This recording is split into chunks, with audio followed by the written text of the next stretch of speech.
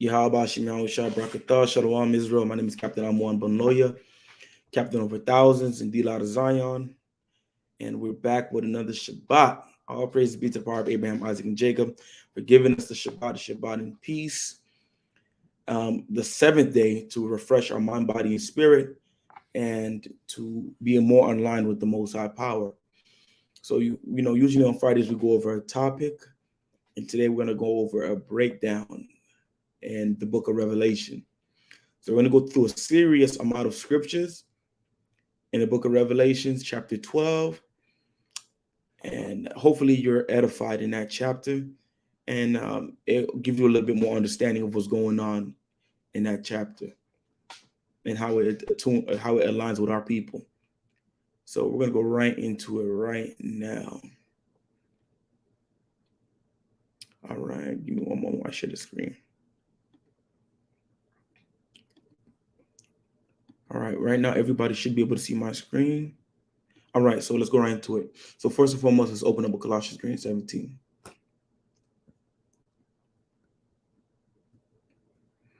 The book of Colossians, chapter 3, and verse 17. And whatsoever you do in word or deed, do all in the name of Yahweh, giving thanks to the Most High and the Father by him. So the reason why we open up with the scriptures, because everything you say, everything you do, you got to do it in the name or the reputation. Name in the Hebrew, Shem, or in the modern, Shem. Meaning name, representation, reputation, what something stand for. We do it in the reputation of Mashiach Yahushua, because he was the only person, according to the Bible, that was without sin. He didn't condone stealing. He didn't condone lying to your fellow Israelite. He didn't condone defiling the Sabbath day. He didn't condone murdering, stealing, covetousness. He didn't condone these things. Neither did he do these things. So if we're going to do everything that we do on this earth in his name, we got to follow his footsteps. We got to mimic how he walked, how he talked, how he dealt with his fellow Israelites, man and woman and child, because he even gave the children respect in the scriptures. So this is a very fundamental scripture that we need to follow, that we need to understand, and we need to apply in our daily lives. Imagine if we applied the scripture, right? There wouldn't be no murderers in our neighborhood. There wouldn't be no single parent households. There wouldn't be so much diseases plaguing our communities. There wouldn't be no LGBT, A, B, C, D, circle, triangle, square, red, blue, and yellow Bati boys in our neighborhood. There wouldn't be no homosexuals in our neighborhoods. Because everything you say, everything you do it by Hashem Mashiach Yahushua. By you doing that, you're going to glorify the Most High too. Because at the end of the day, the Most High power get all the glory. So let's go to the book of Revelation, chapter 12. We're going to go right into it. There's certain things that's pretty much foundation on there, so I'm probably not going to expound too much on it. With scriptures, I'll just lightly expound on it. So we're going to go to the book of Revelation, chapter 12. We're going to read it slow, and we're going to go precept upon precept. The book of Revelation, chapter 12 and verse 1. And there appeared a great wonder in heaven, a woman clothed with the sun and moon under her feet, and upon her head a crown of 12 stars. So off face value, you thinking probably it's going to be a great Megan Thee Stallion woman coming from the sky with the sun and moon under her feet and a star-spangled banner on her head, which is not true. That's not according to scriptures. That don't make no sense. A lot of times our people see dragons and the leopard and this beast and you think it's real. It's not literal. A lot of these things is metaphorical symbolism in the scriptures, because it's not for everybody. The understanding of the book of Revelations and things in the Bible is not for everybody. That's why the scriptures say that the spirit of prophecy is the testimony. I believe the testimony of Yahushua is the spirit of prophecy. In other scriptures, it say covet to prophecy. So we have to be able to go line upon line, precept upon precept. So let's read that again, and then we're going to get some sense into it. The book of Revelation, chapter 12 and verse 1. And there appeared a great wonder in heaven, a woman clothed with the sun and moon, and her under her feet, and upon her head a crown of 12 stars. So what we're going to break down immediately is the woman. What does it mean when it says she's clothed with the sun and moon? And what is the crown of 12 stars? So first we're going to go to Proverbs 1 to understand how the Bible is written. A lot of times with these prophecies. The book of Proverbs chapter 1 and verse 5 to 6. A wise man will hear. So only a wise man can understand, or a wise woman will understand. If you're foolish, you're not going to understand. A wise man will hear and will increase learning. So this class is for you to increase your learning. A lot of times you see in Israel brothers say, what's the breakdown for this? You give them the breakdown and they say, no, that's not it. Then you ask them, what's the breakdown? I don't know, but that's not it. You're a dummy. You're a dummy. Because we're supposed to increase learning. You cannot take away from something that you cannot replace that void. That doesn't make any sense. Even the white man, it's so easy, the white man knows this. So let's read it again. A wise man will hear and will increase learning, and a man of understanding shall attain unto wise counsels. Because it's one thing to have knowledge, be able to quote scriptures. It's another thing to be wise. Two different things. To understand a proverb and the interpretation, the words of the wise and their dark sayings. A lot of times in the scriptures, you'll see it being written in a proverb, an interpretation, and a dark sayings. There is like that written in the Bible. But when you go to Hosea 12, it's nailed it on the cross what's going on in Revelation. Hosea 12 and 10. I have spoken by the prophets, and I have multiplied visions and used similitudes by the ministry of the prophets. So a lot of times the Most High use visions, and in the visions there'll be similitudes to what? To teach us, to edify us. So we're going to go right back to Revelation 12 one more time, and then we're going to go start nailing it piece by piece. So now we understand how the Bible is written. We understand it could be in dark sayings and metaphors and similitudes. So we're going to go right back. The book of Revelation, chapter 12 and verse 1. And there appeared a great wonder in heaven, a woman. So before we continue, we're going to open a Blue Letter Bible right here. So we don't have to keep jumping back and forth, back and forth. So out of a great wonder, a woman clothed with the sun and the moon. So who is this woman? All right, who is this woman? We're about to go to it right now. We'll do it right now. That woman is Israel. All right, so we're going to continue. The book of Jeremiah, chapter 6 and verse 2. I have likened the daughter of Zion, to a comely, a beautiful, and delicate woman. So right here in Jeremiah, the 6th chapter, Israel is being compared to a comely and delicate woman. Metaphorically, not literally, because we have men in the nation. But Israel is being compared to as that woman. So this is not the only verse. We're going to get another verse to nail it in the coffin. Who is this woman? We're going to go to Isaiah 54. 54 verse 5 to 6. The book of Isaiah chapter 54 verse 5. For thy maker is thine husband. So if the Most High is the husband, who's the wife? Yahweh of hosts is his name, or Yahweh Tazabah in the Hebrew is his name. And thy Redeemer, the Holy One of Israel, the God of the whole earth shall he be called. For Yahweh has called thee a woman forsaken. So right now, what do we see? Another verse calling Israel what? A woman forsaken and grieved in spirit, and a wife of youth when thou was refused, saith Yahweh. So we see a second witness showing who? Israel being compared to as a woman. Let's get one more. One more. Anybody know me? You know I like to pull out them scriptures. We're going to get one more. The book of Jeremiah, the 3rd chapter 3, verse 12. Go and proclaim these words toward the north, and say, return thou backsliding Israel. Who's he speaking to? The nation of Israel. Saith Yahweh, and I will not cause my anger to fall upon you, for I am merciful, saith Yahweh, and I will not keep anger forever. So right now, we're seeing that the Most High is addressing Israel in Jeremiah, the 3rd chapter. Jeremiah 6 shows Israel is being compared to as a comely and delicate woman. Isaiah 54th chapter is showing Israel being compared to as a woman, the wife of the Most High God. And Jeremiah, the 3rd chapter, is going to do the same thing. So we know who's he addressing right here in verse 12. We're going to go down. Surely has a wife, what is he doing? Comparing Israel to a wife. Treacherously departeth from her husband, so have ye dealt treacherously with me, O house of Israel. The Most High is comparing Israel to his spouse, which is what? A woman, and he's the husband. This is not the only time he's done this. He's done this in the book of Ezekiel as well. But we see right now, we're identifying this woman in Revelations, the 12th chapter, is Israel. Israel is this woman. So there appeared a great wonder in heaven, a woman. That woman is Israel, clothed with the sun and the moon under her feet. So what is the sun and moon that she's being clothed with?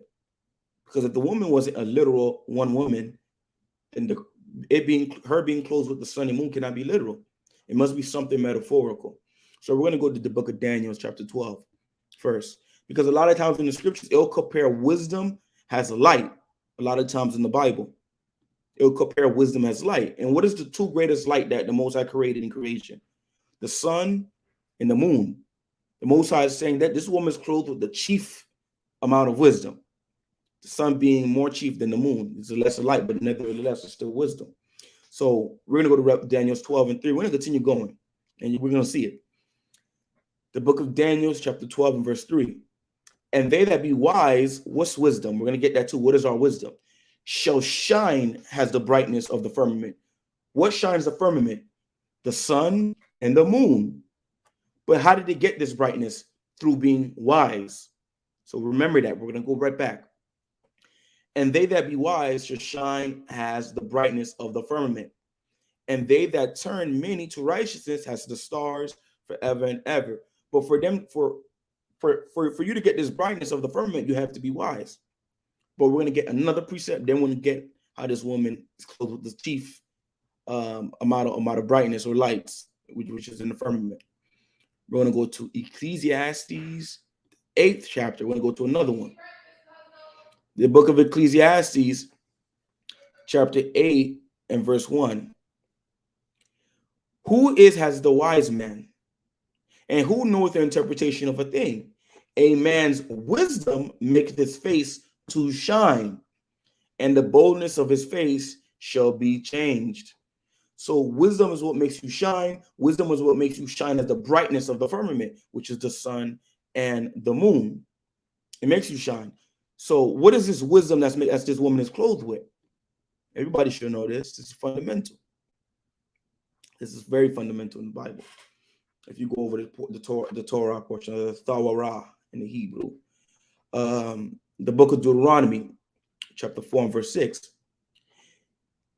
Keep therefore and do them, for this is your wisdom. Matter of fact, we'll go up. Verse 5. Behold, I have taught you statutes and judgments, even as Yahweh, my power, commanded me, that ye should do so in the land. What is he referring to? Back to the law, statute, commandments of the Most High God and the judgments that follow if you break the laws. Keep therefore and do them, for this is your wisdom. Who was the only one given the law? The nation of Israel. So who's the only one that was given wisdom? The nation of Israel. Who could shine bright as the firmament? Only the nation of Israel. Could be clothed with the sun and the moon? The nation of Israel. This woman.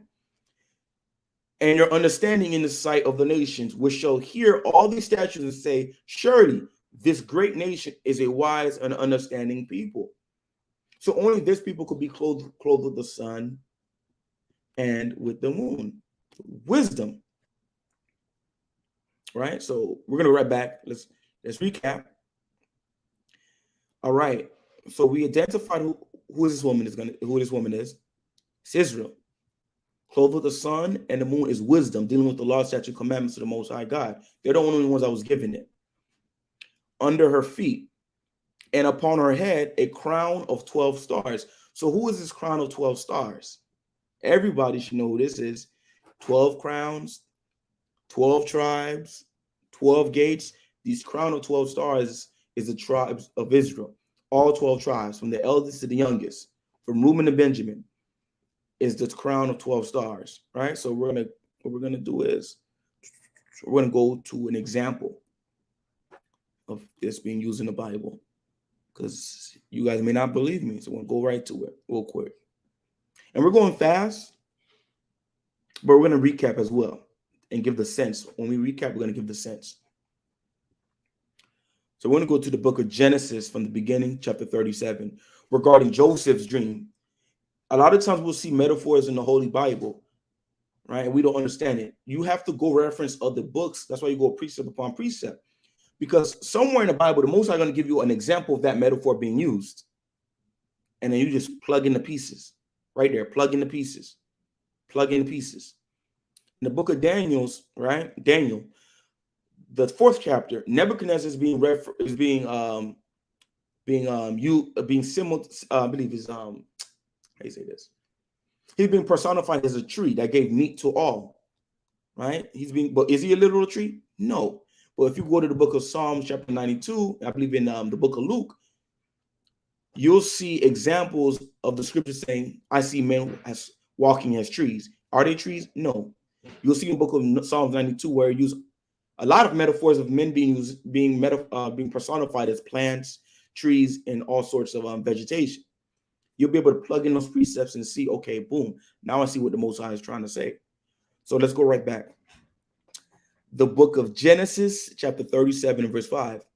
And Joseph dreamed a dream, and he told his brethren, and they hated him yet more. So what is his dream? We're going to get to it.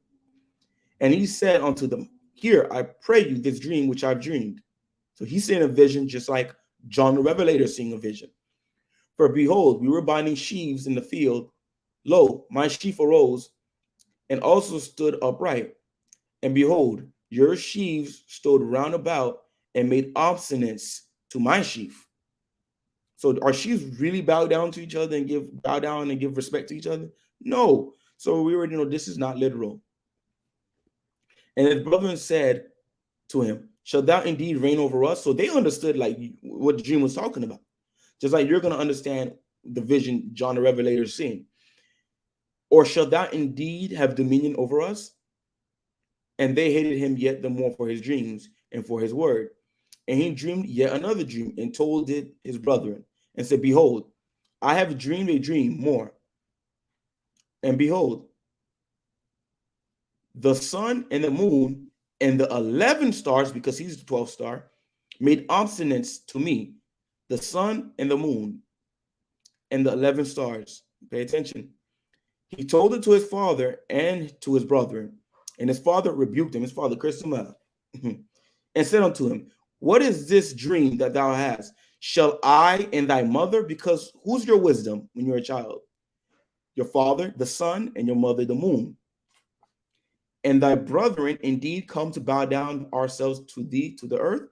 Jacob understood that these stars wasn't literal stars. It was referring to his brethren. Just like those 12 stars is not literal stars, but it's the 12 tribes of Israel. Just like the sun and moon is wisdom and understanding. Wisdom, knowledge, understanding. Wisdom. Just like the father and mother of Joseph was his wisdom. So let's go right back to Revelation. It's the 12th chapter. Let's go right back. So we about to go into verse 2 now. So let's recap.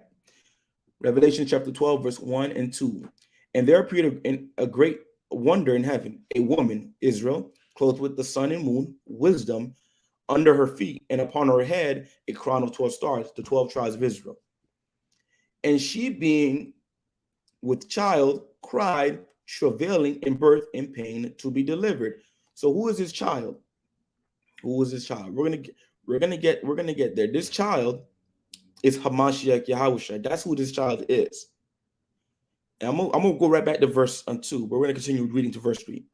And there appeared another wonder in heaven, and behold, a great red dragon, having 7 heads and 10 horns and 7 crowns upon his head.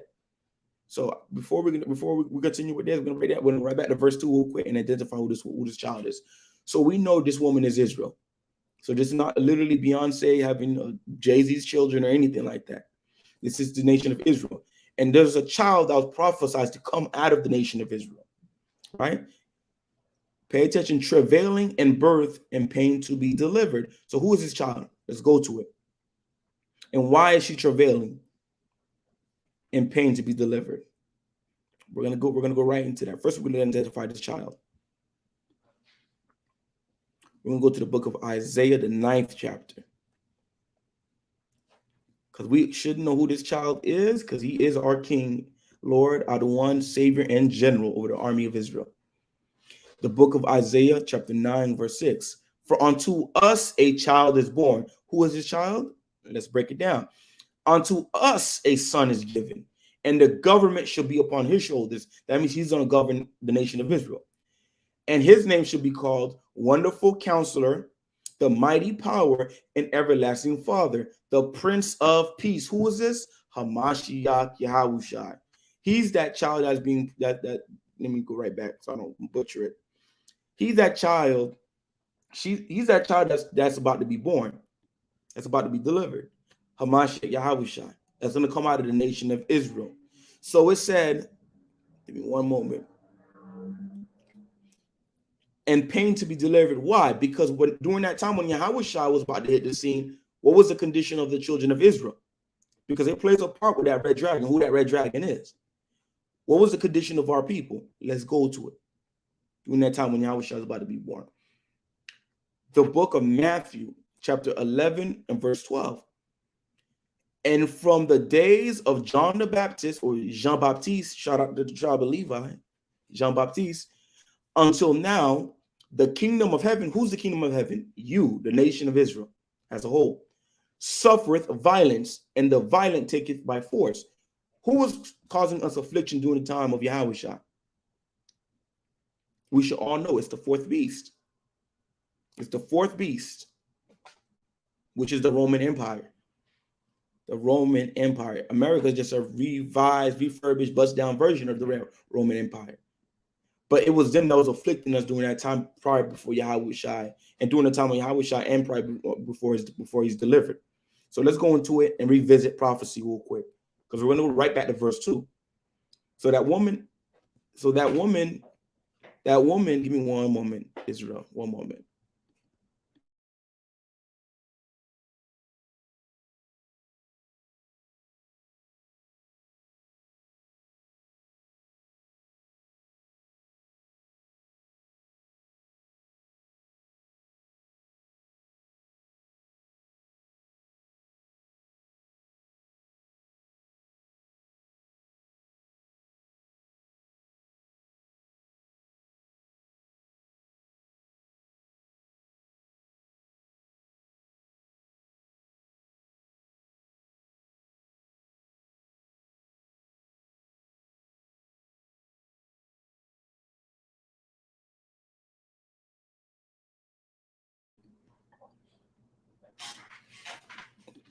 All right, so like it, Israel, slight tech difficulty. So I'm right back. So during that time, the Roman Empire was the one that was oppressing our people.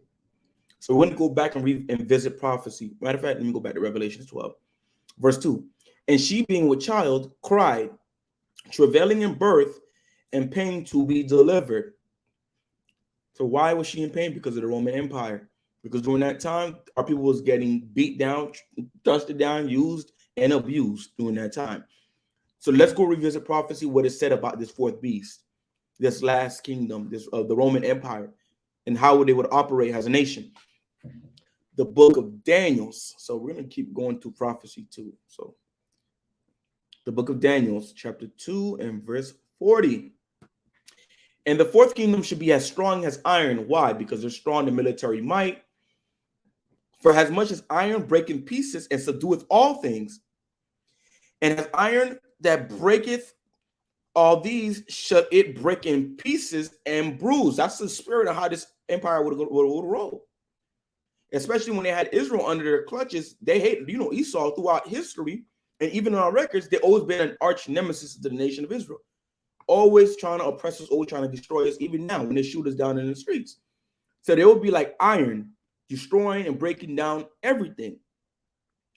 So we're going to go 5 chapters later and what it says about this empire some more. The book of Daniel, chapter 7, verse 7. After I saw in the night's vision, behold, a fourth beast, which is that fourth kingdom, dreadful. And this is going to play a role later on, because it could show you how a nation of people could be referenced to as a beast, and a man. I'm going to give you an example how a man is being referenced as a beast or a dragon later on, though. After this, I saw in the night's vision, behold, a fourth beast, dreadful and terrible and strong exceedingly. And it had great iron teeth, just like it says in Daniel, the 2nd chapter. It devoured and brake in pieces and stamped the residue with the feet of it, and it was diverse from all the beasts that were before it, and it had 10 horns.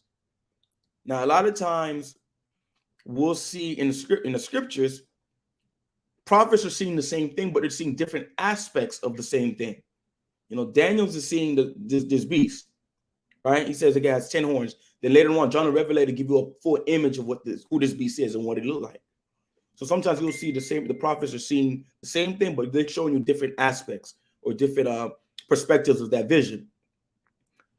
So we're going to go right back to Revelations 12. And she, being with child, cried, travailing in birth, and pain to be delivered because of the affliction of the Roman Empire during that time prior before Yahushua is delivered. Now, let's move on. Verse 3. And there appeared another wonder in heaven.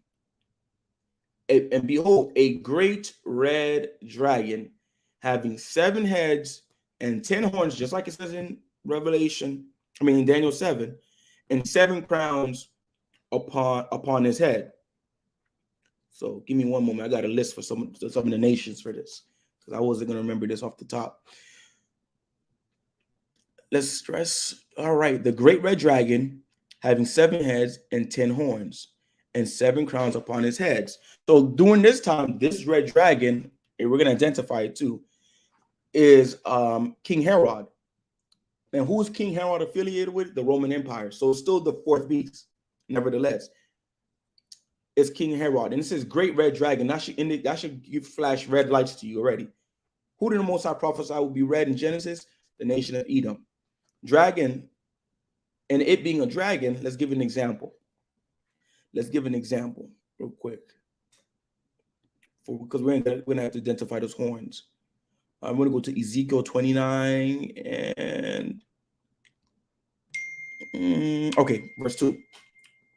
The book of Ezekiel, chapter 29, verse 2, we're going to see an individual over a nation being compared to as a dragon. Son of man, set thy face against Pharaoh, king of Egypt, and prophesy against him and against all Egypt. Speak and say, thus saith Yahweh, behold, I am against thee, Pharaoh, king of Egypt, the great dragon that lieth in the midst of his rivers. Is he a literal dragon? No, he is not. But he's being compared to as a great dragon. Just like Herod in the Roman Empire is being compared to as this red dragon in Revelations. So it's not strange to see that in the Bible. So we're going to go right back to Revelations 12. So there appeared another wonder in heaven. Behold, a great red dragon having 7 heads. Who was his 7 heads? It's the nations that it's the nation that Esau reign over, or the nations Esau come out of, right? It's the Greeks, the Romans, the Spanish, the French, Germania Major, Germania Minor, the British, and out of the British, who came out of the British? The eighth, which is America. But let me repeat it again. It's the Greeks, the Romans, the Spanish, French, Germania Major, Germania Minor, the British, the 7 horns. The 7 horns. Salakia, the 7 heads. Salakia. The 10 horns is the European Common Market, or the ECC. That will be the 10 horns. And the 7 crowns just represent authority. That's all it represents. Just like how you had modern NATO now, the ancient Roman Empire had alliances as well. Just like this, everything is repeating itself. When you see it has all these, just like when you see America got these alliances, it's the same thing, being brought over again. So let's continue, and maybe I might do a video next time, and the EU, the European Common Market, to show you that as well. Another time. We're going to continue brushing down. Verse 4. Verse 4. Verse 4. And his tail drew the 3rd part of the stars of heaven and did cast them to the earth. So stop. We're going to stop right here, because we're going to have to break this down, because a lot of times we think it means Judah, Benjamin, Levi. And I had a powerful brother, my powerful Levitical brother, brought this to to my attention when I was sitting in one of his classes one time. Shout out to that brother in the A. You know who he is. All right. And his tail drew the third part of the stars. So is this a little dragon knocking down the stars? No, we already identified the 12 stars as who? The 12 tribes of Israel. So what is this third part? It's not 3. We have to know math. It's not 3. So let's write this down real quick.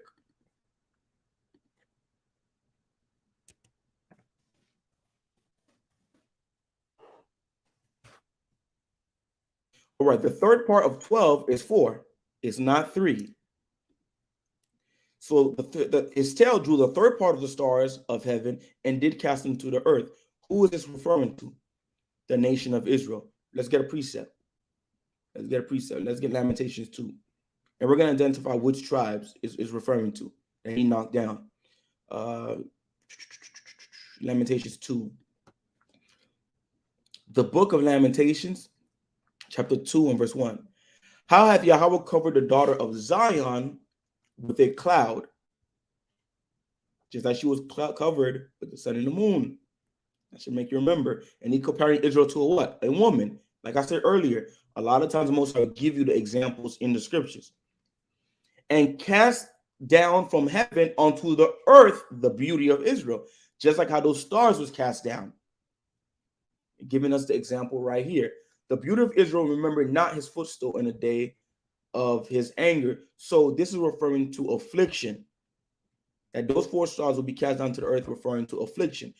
What was the predominant tribes that was there during that time? During the time of Yahushua? Judah, Benjamin, Levi, and the remnant of the northern kingdom. So we're going to prove that right now. We're going to prove that right now, and then we're going to go right back. We're going to prove that. Who was there? So for us to remember to know who was there, we would have to go from after the Babylonian and Assyrian Empire. Who was left? We'd have to go who was left and who was there during that time. Because give me 1 second. Before we get Ezra, we're going to get Luke to show you something. The reason why we said the 4th part is Judah, Benjamin, Levi, and the remnant of the northern kingdom, because they were still there. There was still a remnant that was there.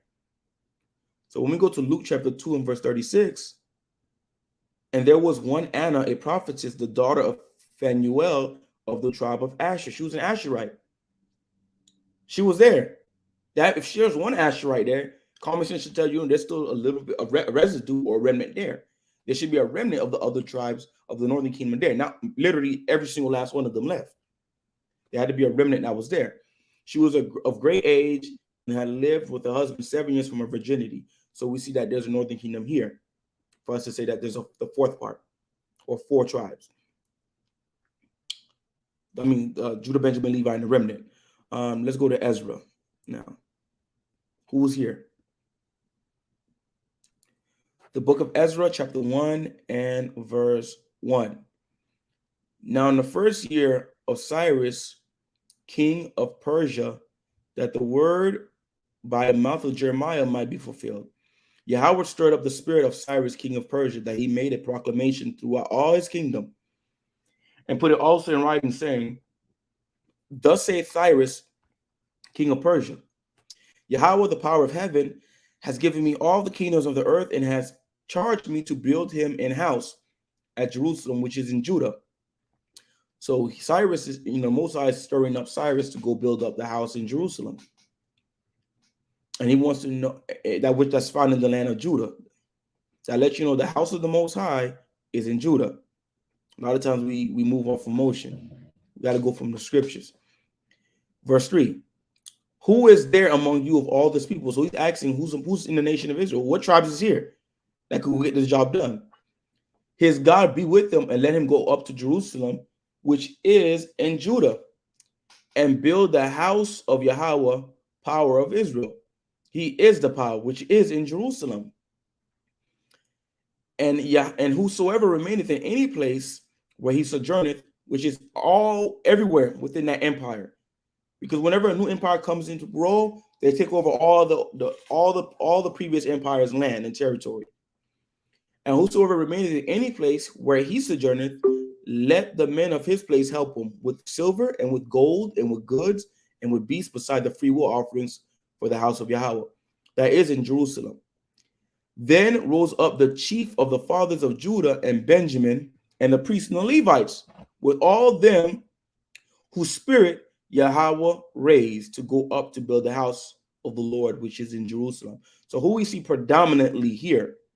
Judah, Benjamin, the priests, shout out to the Levites, and the Levites with all them whose spirit, which is the remnant of the northern kingdom. Because there's not enough of them to be reckoned as a house. One man cannot represent the house of Judah. If a brother from the tribe of Naphtali come into the new moon, he does not represent the whole house of the tribe of Naphtali. It's only one brother. It's only one man and one individual. So there wasn't enough of them to be reckoned as a whole house. Like you see, there's a significant amount of Judites, Benjamites, the sons of Aaron, and the Levites, which is the son of Aaron's are Levites. So we're going to continue. Why we're saying that the remnant is there? Because in 2 Chronicles, we have an account of them being there. Because if anybody remember, the northern kingdom went into slavery before the southern kingdom. The Assyrians came, took them, and then the Babylonians came into power. So during the time of Babylon, were they there? Let's find out. Or I believe prior before the Babylon, or during the time of Babylon. Don't quote me on this. The book of 2 Chronicles, chapter 30 and verse 1. And Hezekiah sent to all Israel and Judah and wrote letters also to Ephraim and Manasseh, that they should come to the house of Yahweh at Jerusalem to keep the Passover unto Yahweh, God of Israel. So this is during the time of King Hezekiah. Who is he speaking to? Boom, boom, boom. Trying to get them to come through. For the king had taken counsel and his princes, all the congregation of Jerusalem, to keep the Passover in the second month. For they could not keep it at that time, because of the priests had not sanctified themselves sufficiently. Neither had the people gathered themselves together in Jerusalem. And the thing pleased the king and all the congregation.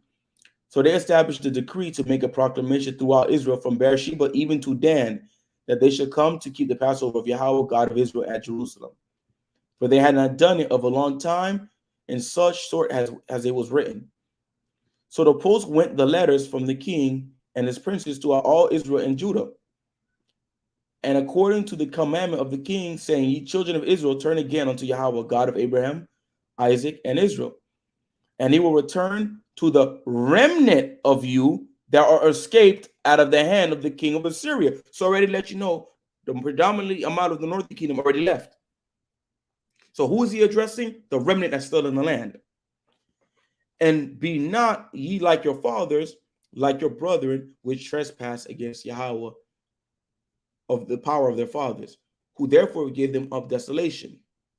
So let me see. Let's go there. Let's skip down to verse 12. Okay, so let's see who he addressed. Verse 10.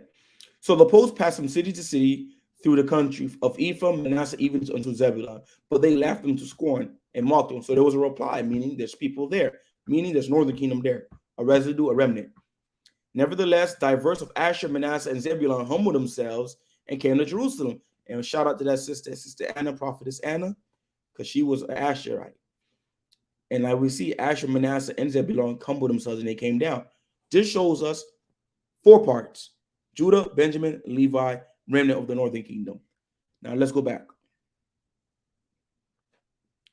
Let's go back. Let's go back. Hopefully I'm not losing nobody yet. Let's go back.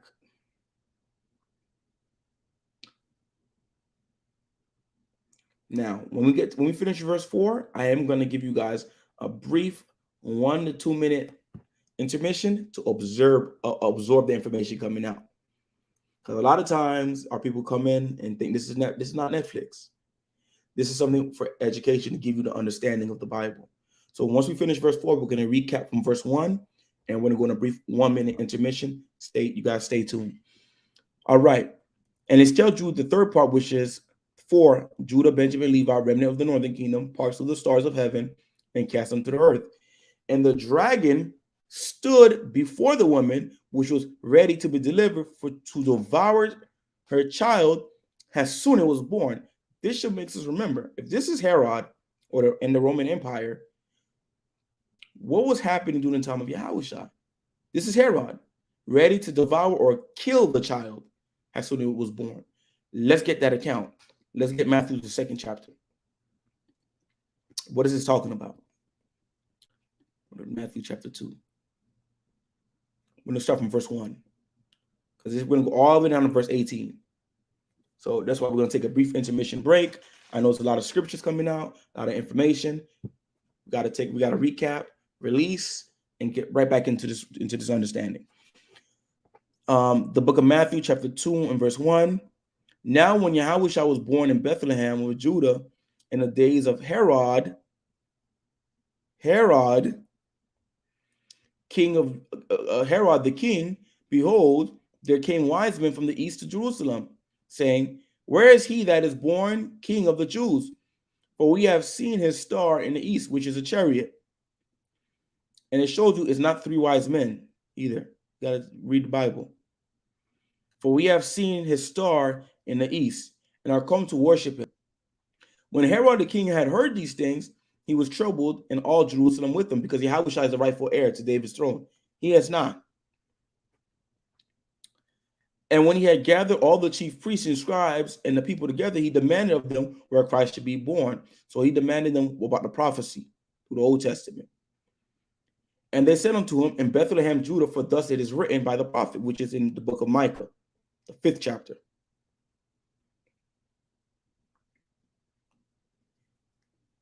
In Judah, thou art not least among the princes of Judah, for out of thee should come a governor that should rule my people Israel.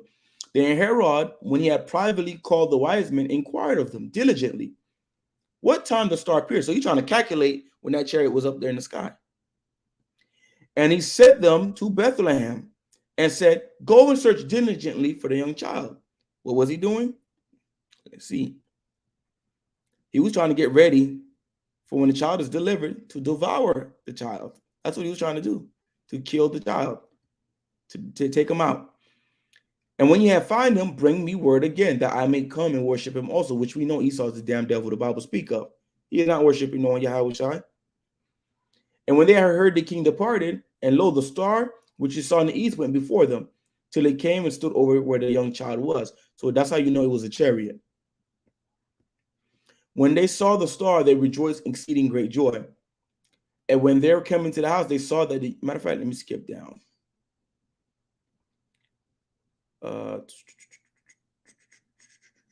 Okay, we're going to start from right here. And being warned of Yahweh in a dream that they should not return to Herod, they departed into their own country another way. And when they departed, behold, the angel of Yahweh appeared to Joseph in a dream, saying, arise, and take the young child and his mother, and flee into Egypt. And be thou there until I bring thee word. For Herod will seek the young child to destroy him, just like how it says in Revelation 12. The dragon stood before the woman, which was ready to be delivered, for to devour the child as soon as it was born, hand in hand. When he arose, he took the young child and his mother by night and departed into Egypt. And there until death of Herod, it might be fulfilled, which was spoken of the other one by the prophet, saying, out of Egypt I called my son. So that's referring to, I believe, Hosea 13:1 or Hosea 11:1, either one of those two chapters. So let's continue. Then Herod, when he saw that he was mocked of the wise men, was exceeding wroth, he sent forth and slew all the children that were in Bethlehem and all the coast thereof, from 2 years old and upward, according to the time which he had diligently acquired of the wise men. So we see right here, that's what's going on right here. So we're going to recap before I give you guys a brief 2-minute intermission before we go right into it even more. And there appeared a great wonder in heaven, a woman. Who's that woman? Israel. Israel is compared to as that wife or that spouse of the Most High, clothed with the sun and the moon, wisdom, knowledge, understanding the laws of the Most High, and upon her head a crown of 12 stars, the 12 tribes of Israel. She being with child, who's that child? Isaiah 9:6, Hamashiach Yahushua, travailing in birth and pain to be delivered, because during that time, that fourth beast, that last part of the statue, the Roman Empire, the devil the Bible speak of, the white man, yes, I said it, the white man was persecuting our people during that time.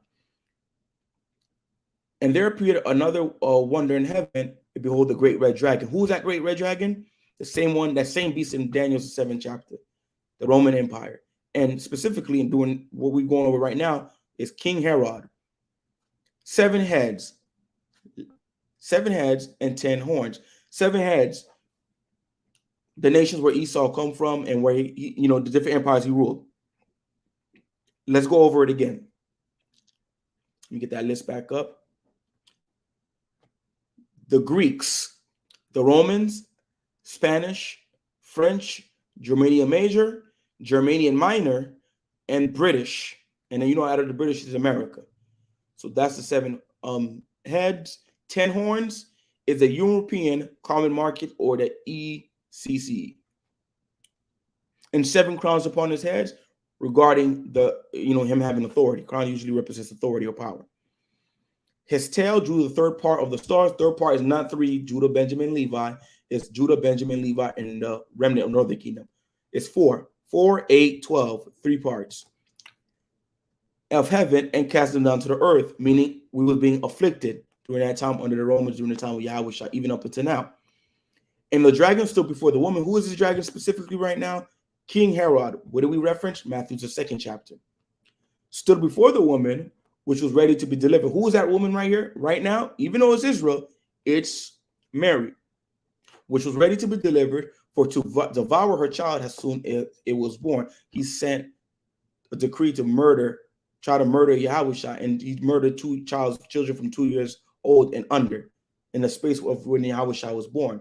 So this is just a recap from verse 1 to verse 4. We're going to take a brief intermission, Israel. Stay tuned, stay in, have your popcorn, have your drink offering, have your wine, and let's get these precepts. Let's give you guys a brief 2-minute intermission.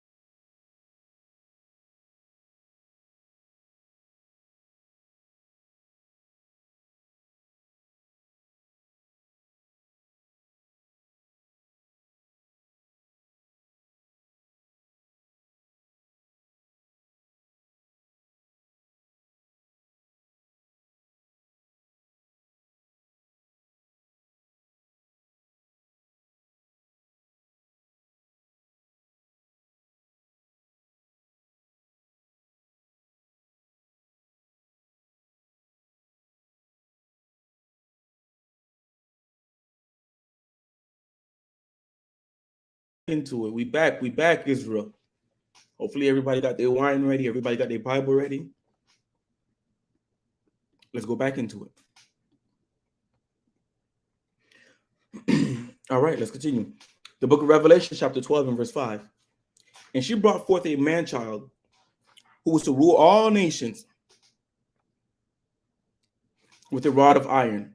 And her child was caught up unto God and to his throne. Now, we already went through Isaiah 9 and verse 6. That already identified who is his child.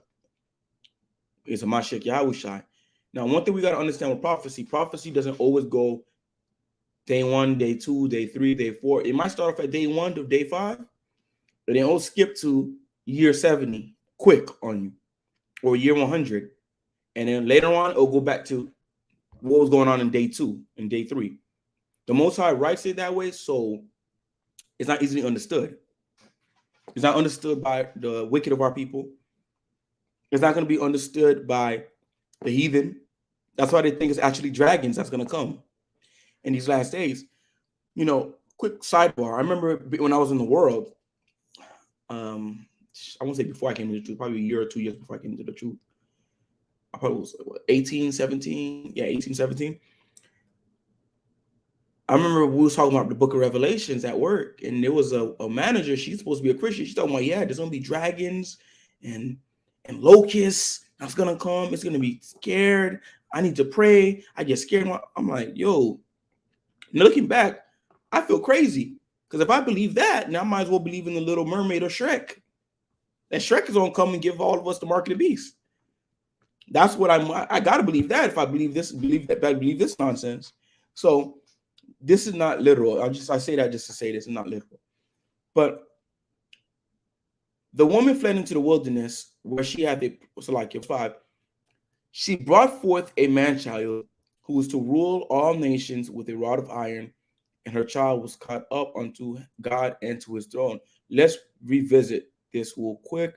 We're going to go to the book of Luke, chapter 1 and 30, just to solidify this Yahushua again. This man-child.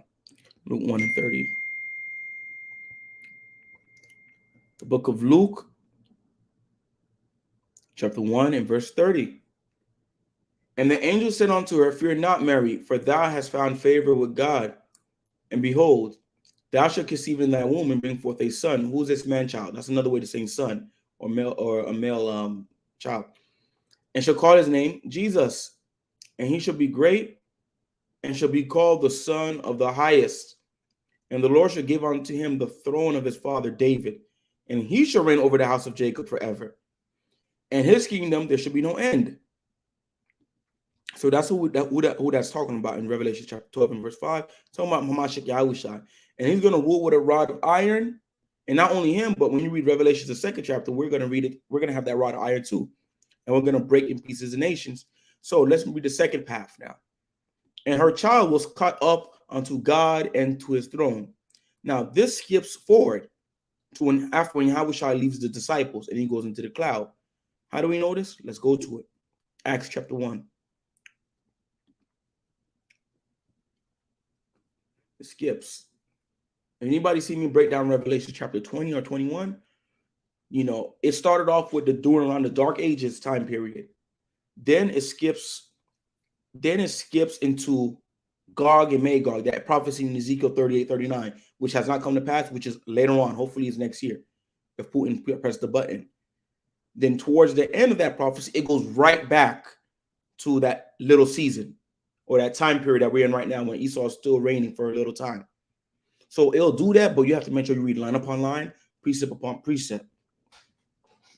Let's go. Acts chapter 1 and verse 9. And when he had spoken these things while they beheld, he was taken up. Right? Let's get Revelation 12 right here.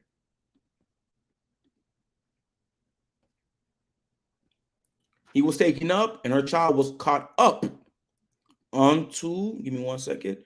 He was taken up, and a cloud received them out of their sight. He was caught up unto God. The cloud is a chariot. Where did he go? To the Most High God. All right. Let's get Acts 7 and move on right back. Get Acts 7 in verse 55 to 56.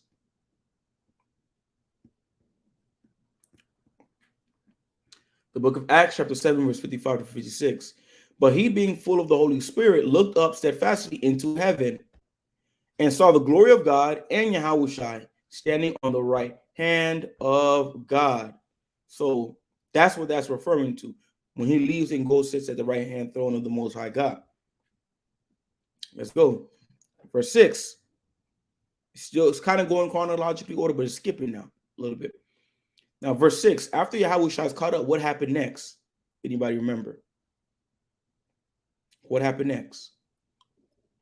You can put it in the chat if you know.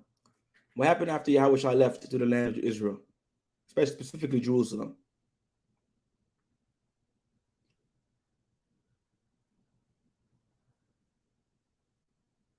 All right, we're going to continue reading, and we're going to break that down. Verse 6.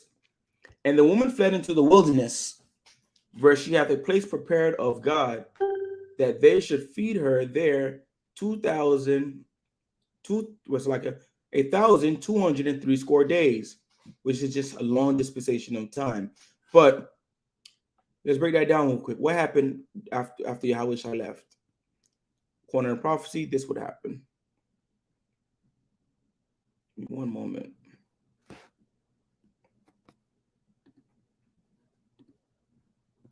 We're going to get this one first, and we're going to go to the quote-unquote Old Testament, and I'll break it down even more for us. The book of the book of Luke, chapter 21, verse 20. And when ye shall see Jerusalem compassed with armies, then know that the desolation thereof is nigh. Then let them which are in Judea flee to the mountains, and let them which are in the midst of it depart out, and let not them that are in the countries enter thereto. For these be the days of vengeance, that all things which are written may be fulfilled. What was written? The siege of 70, I believe it's 70 to 73 AD. What is it? I believe it's 69 to 73 AD. But the siege of 70 AD. That is what happened. After that, what happened? What happened after that? Let's get the prophecy. Let's get the prophecy. What happened after that? It's right here. This is how we know that the Most High is the one that's going to deliver us. We don't have to run to Ghana. This is how we know that this is Babylon too. Micah 4:10. Be in pain and bring forth, O daughter of Zion. See, just like I mentioned before, the Most High gives us those examples. Like a woman in travail, for now thou shalt go forth out of the city. What happened? The siege of Jerusalem, the siege of Israel. And thou shalt dwell in the field. Where did we dwell? When we got kicked out of Israel, where did we predominantly go to? The people. Where did we flee? Let's get the map. Where did we flee? We left this region and we went into where? Like how it says in Micah. Let me zoom out a little bit more. Okay, there you go. Let's read it again. And the woman fled into the wilderness, Micah 4:10, and bring forth, O daughter of Zion, like a woman in travail, for now thou shalt go out from the city. Where did we go from the city? And thou shalt dwell in the field. Is it a literal field? No. When we left Israel during the siege, we fled all the way to the west, northern Africa, from these areas right here in Africa. This is the field that we will go to. This is the place the Most High prepared, figuratively, that we will flee to these areas right here. And let's get another account of the siege real quick before we continue. And we're going to use another prophecy. Daniel's a nice chapter. One of my favorite chapters of prophecy. One of my favorites. All right. We're going to go to the book of Daniel, chapter 9 and verse 27. We're going to go from verse 26. And after 62 weeks shall the Messiah be cut off. Who's the Messiah? Hamashiach, Yahushua, that man-child. But not for himself. He's not going to die for himself, but for who? The nation of Israel. And the people of the prince that shall come. Who's this prince? It's Vespasian, Titus. That's the prince that's referring to. That shall come, shall destroy the city and the sanctuary, and the end thereof shall be with the flood, which means a figurative of a large army and military force. and until the end of the war of destinations are determined. So this happened biblically and historically, and this is what it's referring to. After the land will be destroyed, we'll go and flee into the west coast of Africa. So let's go. Let's continue. Now, right now, it's about to be a little time skip right here. So we're going to see, we're at verse 6. All right, verse 6. All right. And the woman fled into the wilderness where she hath a place prepared of God, and they shall feed her there 1,203 score days, which is really the west coast of Africa, right? In the wilderness or the field, like Michael says. Verse 7. Now, verse 7, future prophecy. This has not happened yet. It's not, it goes years later. This hasn't even happened with us yet. Right? We live those times. But this has not happened. This is what we're praying for. And there was war in heaven. Michael and his angels fought against the dragon, and the dragon fought and his angels. So who is the dragon? We already established the dragon is who? The Roman Empire. Who's the people of the Roman Empire? The white man. This is not King Herod. He died a long time ago. This is dealing with America, which is really who the dragon should be representing. He's the one. He's the front man for Esau right now, right? The dragon fought and his angels. What do angels do? Angels carry out wills. Angels are messengers. Angels are fighters. The Greek word is angelos, right? It's for messenger. John was called an angel. The angels of the 7 churches in Revelation 1 are the leadership of those 7 churches, but they're being referred to as angels. So this is not literal angels. This is his military might. So let's read that again. Okay. And there was war in heaven. Michael and his angels. Who is Michael? Michael is one of the chief angels of the Most High God, the fire angels. Who's going to be coming with Michael as well? Hamashiach Yahushua. Fought against the dragon. So before we continue, we're going to get the book of Daniel 12 real quick. And we're going to understand what it means, what that verse is talking about as well. We're going to the book of Daniel, chapter 12 and verse 1.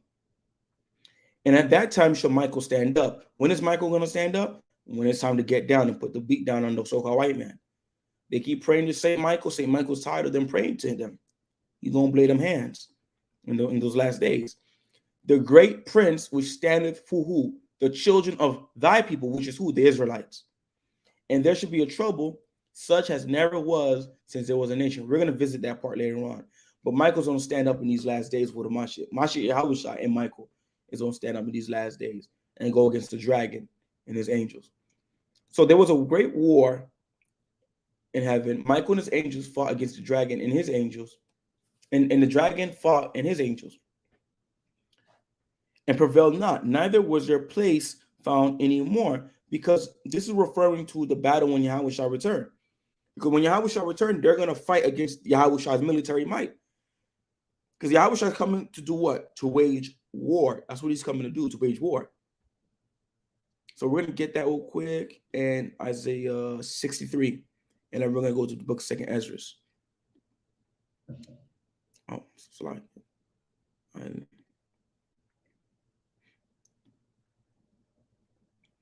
The book of Isaiah, chapter 63 and verse 4.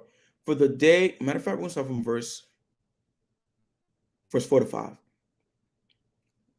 Let me see something. When we read that in the NLT, because I love how it's written in NLT. Shout out to Hamashiach Yahushai for this verse. For the time has come for me to avenge my people, to ransom them for their oppressors. So Yahushua is going to come back and fight who? The oppressors. He's going to fight against them, not against the oppressed. I was amazed to see that no one intervened to help the oppressed. So I myself stepped in to save them with a strong arm, and my wrath sustained me.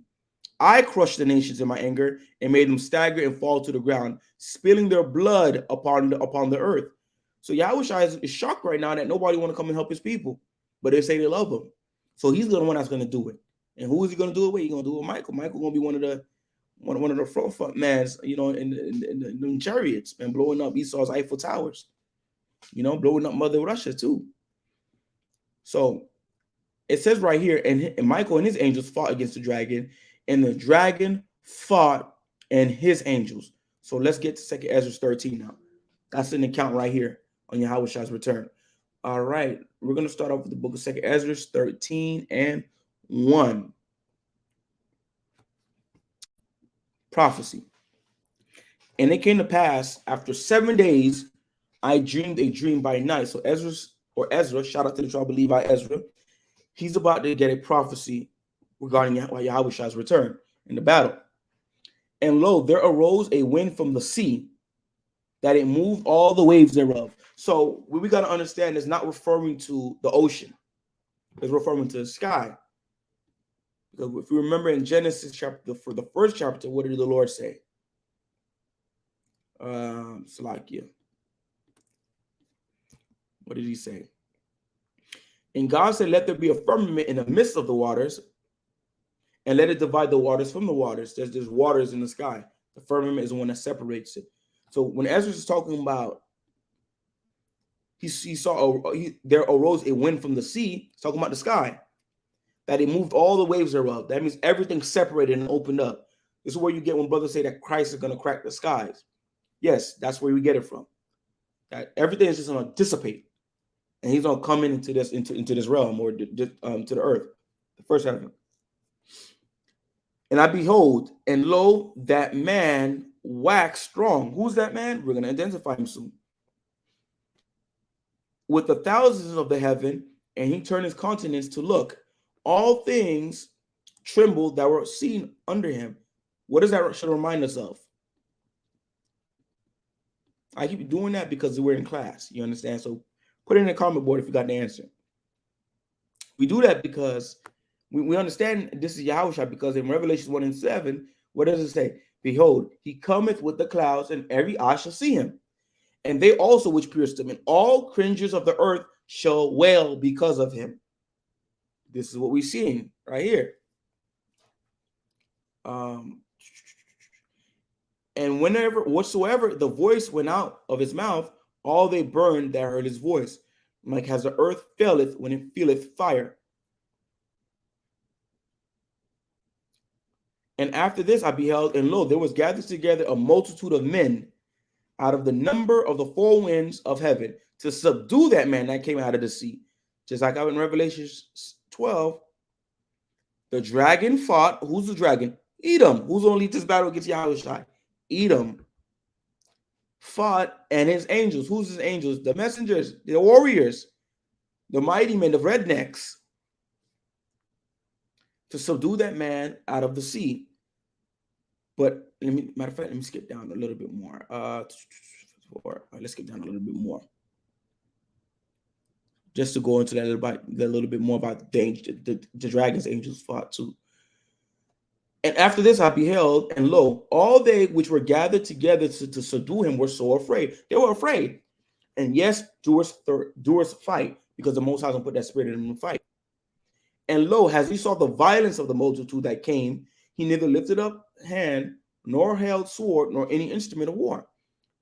But I brought this out to say that, to show what this angels of the dragon is actually men. They're going to fight against Yahushua and the forces of heaven. We're going to skip down a little bit more to verse 25. No, coughing, this is Yahushua. Verse 25. This is the meaning of the vision, because later on it explains the whole dream.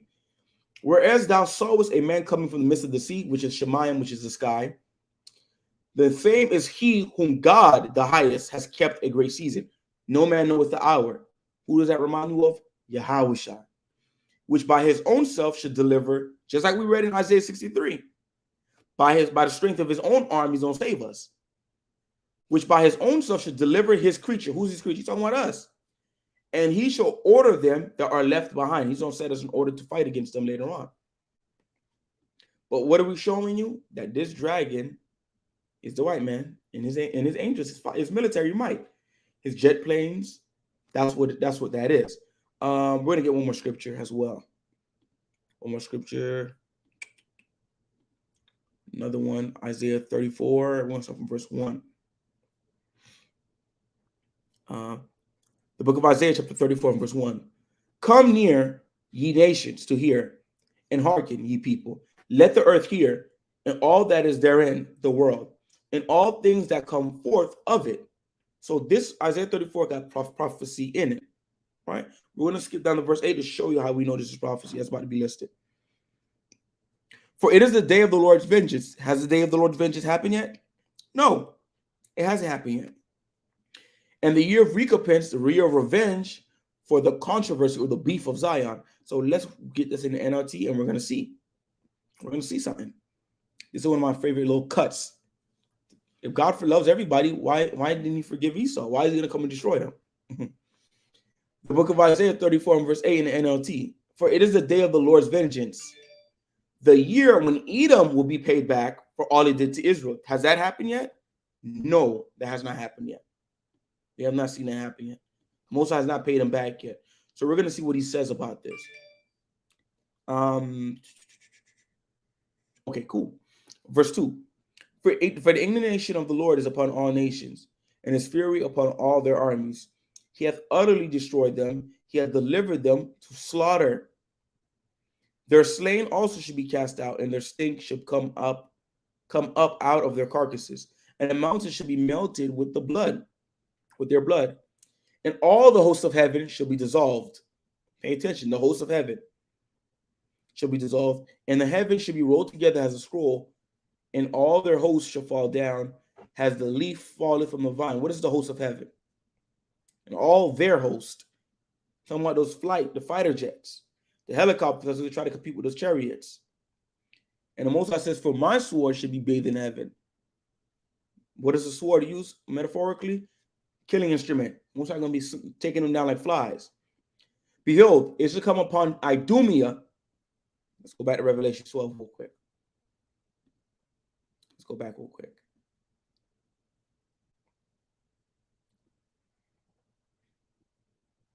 Let's go back real quick. Let's read that. It should come upon Idumea and the people of my curse. So who's going to be fighting? The dragon. Who's the dragon represent? Idumea. Idumea, Roman extends to America and his allies and etc. That's what that's referring to. All right. It's not literally a dragon. This is not the beginning from when Satan fought against the Most High God. You have to be a fool if you believe that. Because, well, we're going to cut that later on. We're going to cut that thought later on, but we're going to continue. We're going to continue. And prevail not, neither was their place found any more in heaven. And the great dragon was cast out, and that old serpent called the devil and Satan, which deceiveth the whole world. He was cast out into the earth. How did he deceive the whole world? He told us that white people was the chosen people. He told us Santa Claus is real. He told us you can eat pork, shrimp, crab, and lobster. This is how he deceived the world with his philosophies and lies. And when it says that old serpent, it's like slang. And that old serpent, that old bastard, this is a slang that black people use. Remember, this is a so-called man of color writing down what he see. Throughout the Bible, there's slang. Yahushua spoke in slang. He said he was the Alpha and Omega. He wasn't saying he was actually the first thing ever, because the Most High is the first and the last. He's saying there ain't nobody on his level. Basically, that's what he's saying. But we know the Bible speaks with a lot of slang, metaphors, hyperboles, and etc. We just gotta know how to peep game when we see them. All right. Cast into the earth, and his angels were cast out with them, meaning Esau lost his position. Esau was defeated. All his allies down to the earth. Just like in Lamentations 2, the Most High said he cast us down from heaven. Same thing's going to happen to them. Matter of fact, let me get a precept on that.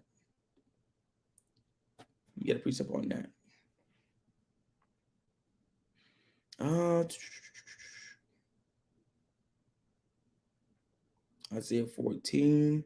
There you go. Isaiah 14:9. Hell from beneath is moved for thee to meet thee at thy coming. It stirreth up the dead for thee, even all the chief ones of the earth. He hath raised up their thrones, all the kings of the nations. So Esau's going to go down all the way down to that pit, to a low condition on the earth until it's time for him to be exterminated off the face of the earth. All right, let's continue. And the great dragon was cast out, that old serpent called the devil and Satan, which deceiveth the whole world, he was cast out into the earth, and his angels were cast out with him. And I heard a voice saying in heaven, now is come salvation. This is how we know in verse 7, these Christians don't know what the hell they're talking about. They're smoking some mystical weed. Because in verse 7, this is supposed to be the fight in the beginning, right? 3 verses later, it says that now salvation is supposed to come. After this fight, we're supposed to be in the kingdom. Why aren't we in the kingdom? That shows you they need to stop smoking weed.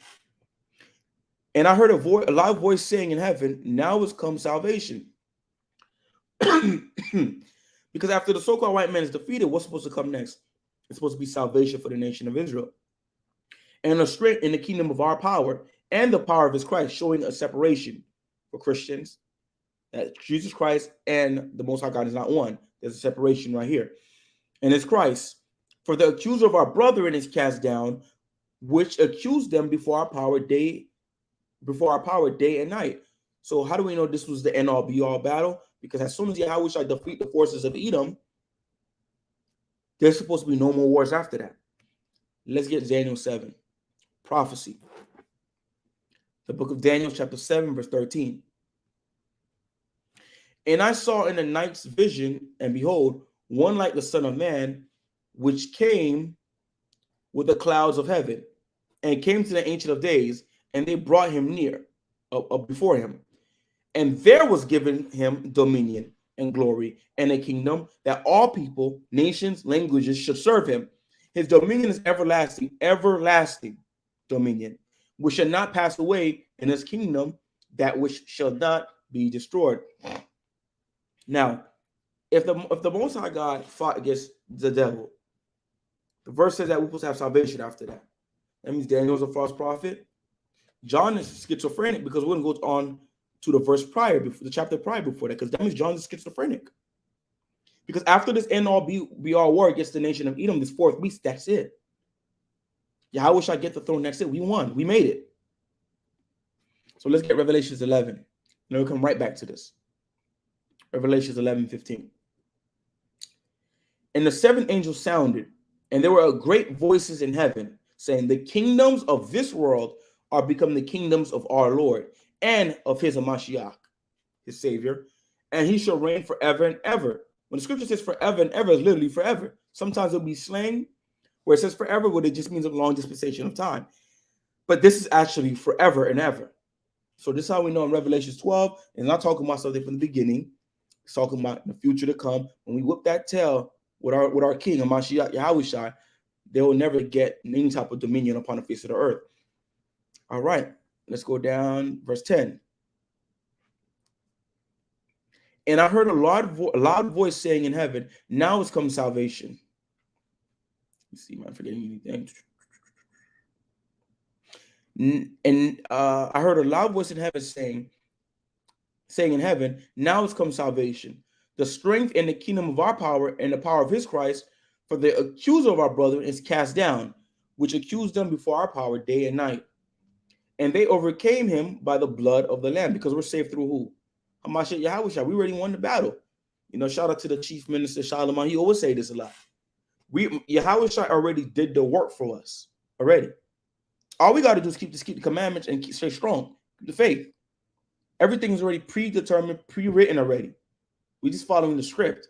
Everything in creation was already designed to be in a script already. We're just following our roles to get there. And by the word of their testimony, and they loved not their lives unto the death. Therefore rejoice ye, heavens. Maybe see. Okay, now we're going right back. So after verse 11, verse 12 is going back, I believe, let me see. It's going back just a few, if I remember correctly.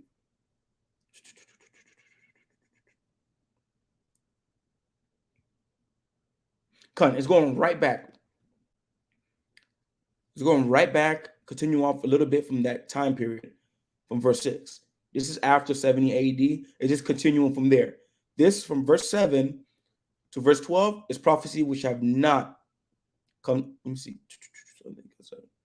For verse 11. Verse 7 to verse 11 have not come to pass yet. This is future events to come. So just take verse 6 and verse 12. Take verse 12 as continuing off from verse 6 in prophecy, in the order of prophecy. Therefore rejoice, ye heavens, and ye that dwell in them. Woe, the inhabitants of the earth, of the sea. For the devil is come down unto you, having great wrath, because he knoweth that he hath but a short time. When you go to Revelation 20, that goes into that little season that he was let loose. That's that little season. We're in that little season right now.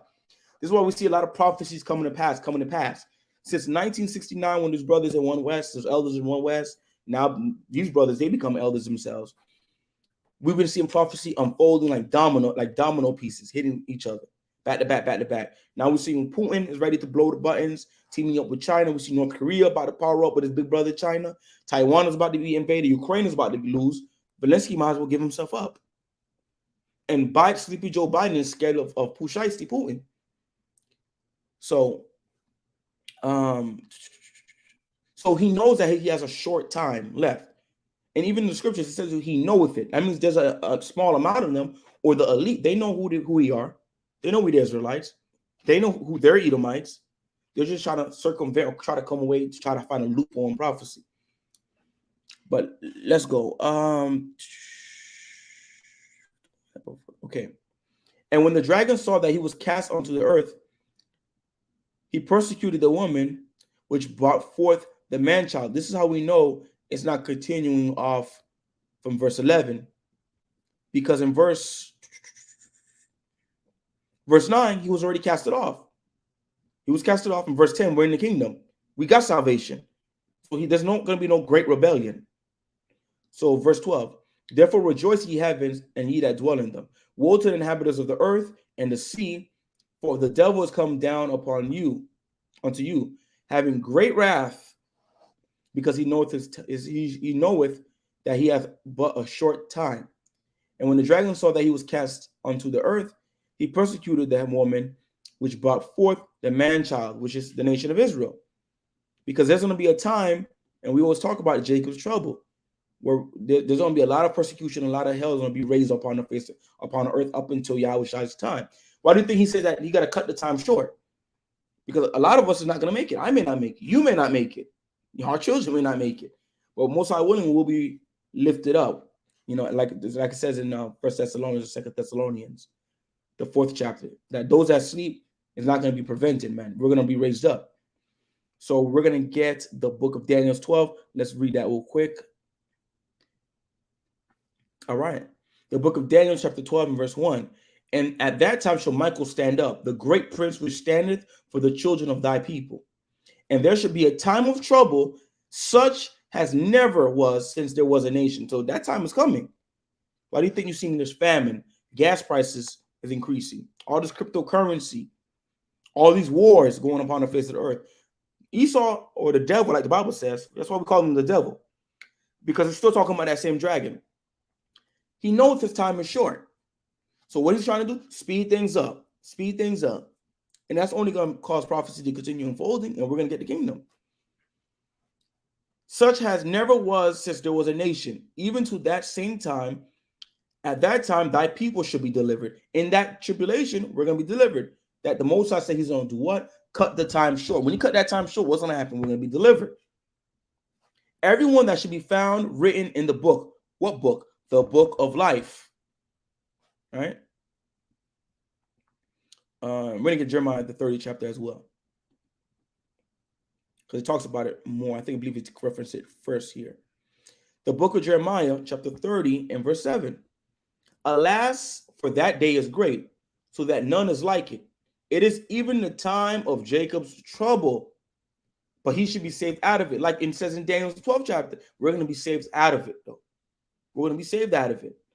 Why do you think the prophet Ezra said, woe unto me in those days? Because a lot of our people, we want to argue. We want to fight each other. And we don't understand that hell that's about to be raised upon the face of the earth, because our kingdom is coming. We have brothers out here bearing false witness, accusing, the men of the Most High God. But you want to say that we're about to get the kingdom, man. You might as well stay here in America. If we want to gossip, we might as well stay in America. So let's see what Ezra said about these times. One moment. Where is he at?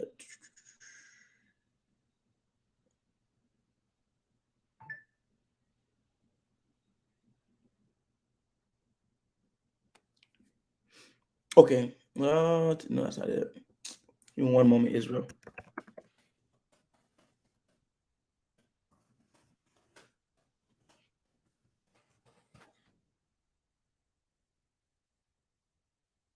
Okay, second Ezra 16:17. Woe is me, woe is me. Who will deliver me in those days? So even Prophet Ezra, the prophet of the Most High, who spoke with the Most High, who spoke with the archangel of the Lord, who received prophecy, he said, destruction is me, destruction is me. Who's going to save me out of these days? Even he had the access for everything the Most High revealed to him. So these are the things that's going to come. And we got to be prepared for it. We got to increase our faith with the Most High God. So we're going to continue.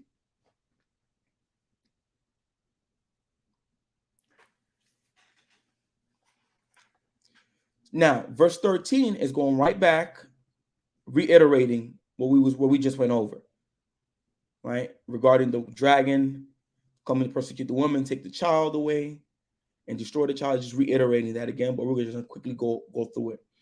All right, verse 14. And to the woman were given 2 wings of a great eagle, that she might fly into the wilderness, into her place, where she is nourished for a time and times, and a half a time from the face of the serpent. And the serpent cast out his mouth, or since like his out of his mouth water as a flood after the woman. Now he may cause her to be carried away with the flood. And the earth, matter of fact, let me see something.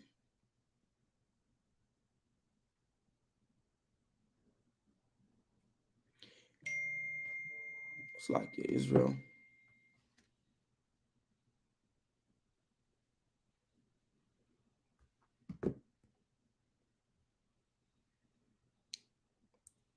So like it. All right. And to the woman, my fault, Israel. Okay. All right.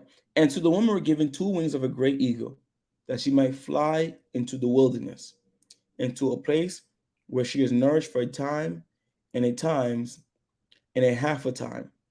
What we see going where? Let's see where we see this at.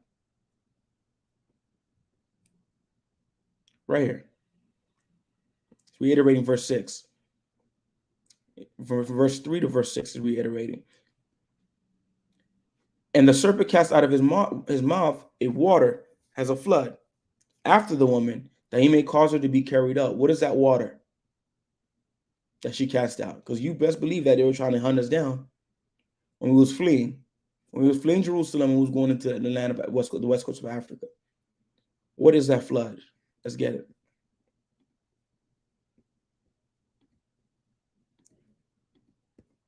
Let's get that flood. What's that flood?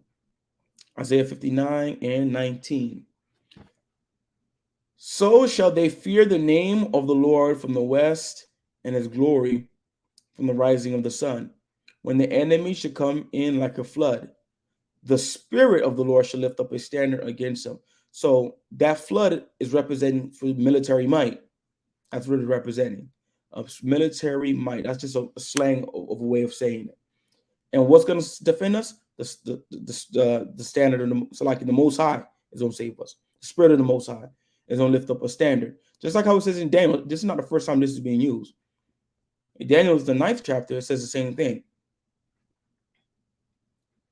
And after 62 weeks shall the Messiah be cut off in Daniel's 9:26, but not for himself. And the people of the prince that shall come shall destroy the city and the sanctuary, and the end thereof shall be with a flood. Historically, the land of Israel did not be destroyed with a flood. It was with the army. So we see in 2 verses, an army or military might is being compared to as a flood, coming all over, come to take away everything. And the end of the war of desolations are determined. So let's go right back.